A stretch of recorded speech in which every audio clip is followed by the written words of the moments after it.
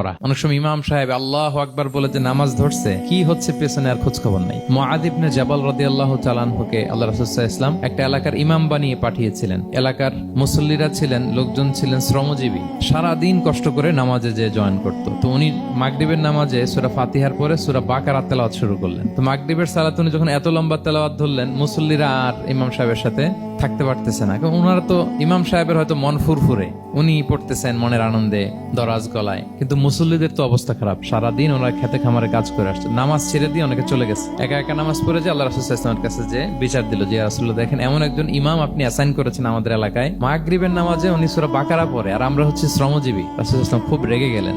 মুআয ইবনে জাবালকে ডেকে বললেন, তুমি কি সমাজে ফিতনা ছড়াচ্ছ? তুমি জানো না এরা কারা? তোমার কি সূরা ওয়াদ-দুহা ওয়াল-লাইলি ইযা সাজা মুখস্থ নাই? তোমার কি ওয়াশ-শামসি ওয়া-দুহাহা এটা মুখস্থ নাই? তোমার কি সাব্বিহ ইসমা রাব্বিকাল আ'লা এই সূরাগুলো তোমার জানা নাই? উনি বললেন জানা আছে। তো এগুলো রেখে দিয়ে মাগরিবের নামাজে কেন সূরা বাকারা ধরলা?